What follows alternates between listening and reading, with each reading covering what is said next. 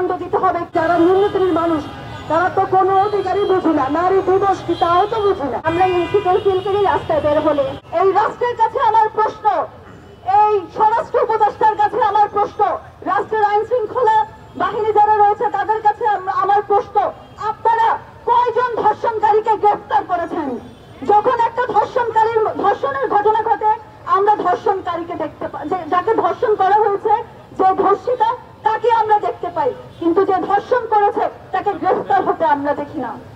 আমি স্পষ্ট করে বলে দিতে চাই, আমি বাংলাদেশ গণতান্ত্রিক ছাত্র সংসদের কেন্দ্রীয় সংগঠক হিসেবে আছি। আমি স্পষ্ট করে বলে দিতে চাই, দেশের স্বরাষ্ট্র উপদেষ্টাকে বলে দিতে চাই এবং আইন শৃঙ্খলা বাহিনীতে যারা রয়েছে তাদেরকে বলে দিতে চাই, আপনারা অতি দ্রুত যারা নারীদেরকে নির্যাতন নিপীড়নের সাথে জড়িত, যারা ধর্ষণের সাথে জড়িত, গত ফেব্রুয়ারি মাসে বাংলাদেশে অনেকগুলো ধর্ষণের ঘটনা ঘটে গেছে, যারা এসবের সাথে জড়িত আপনারা অতি শীঘ্রই তাদেরকে আইনের আওতায় আনবেন এবং তাদের সর্বোচ্চ শাস্তি নিশ্চিত করবেন। যদি আপনারা সেটা না পারেন তাহলে বাংলাদেশের নারীরা, বাংলাদেশের প্রত্যেক জেলার নারীরা এই দায়িত্ব বুঝে নিবে, আপনারা তাদের উপর দায়িত্ব ছেড়ে দেন। কিন্তু আমরা যারা আছি নারীরা, তারা কি আমরা আমাদের অধিকারগুলো পাই নাই?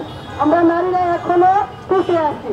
যারা আমরা একদম বস্তিতে থাকি, যারা ন্যূনতম মানুষ তারা তো কোনো অধিকারই বুঝি না, নারী দিবস কি তাও তো বুঝি না, নারী দিবস কি সেটাই বুঝি না।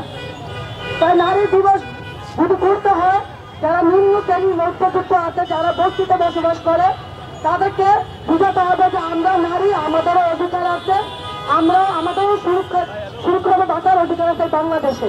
আজ নারী দিবসে আমরা এখানে সম্মিলিত হয়েছি। আদৌ কি এই রাষ্ট্রে এইখানে এখনো কি আমরা সম্মান পাই নারীরা পরিপূর্ণ? জানি না, আমার আদৌ জানা নাই এই নারী দিবসে আমরা কতটুকু সম্মান পাবো সবার কাছে, এই সমাজের কাছে, রাষ্ট্রের কাছে, তাও আমার জানা নাই। এখানে যাই সেখানেই আমাদেরকে অপমান করা হয়। কেন? আগে তো করা হয় নাই। একটা মেয়ে বিধবা হলে, মানে সিঙ্গল মাদার হলেই কি তার কোনো ব্যক্তিত্ব থাকে না, তার কোনো স্বাধীনতা থাকে না, তার কোনো সম্মান থাকে না? আমরা ইনসিকিউর ফিল করি রাস্তায় বের হলে, সব জায়গাতেই। আজকাল যে পরিমাণে ধর্ষণের পরিমাণ বেড়ে গেছে, এইটা কি আপনারা জানেন যে কি অবস্থা? আমরা কি চিন্তার জন্য চিন্তাই বাঁচতে, সবকিছু বাঁচতে কেন? কেমন রাষ্ট্র বসবাস করি?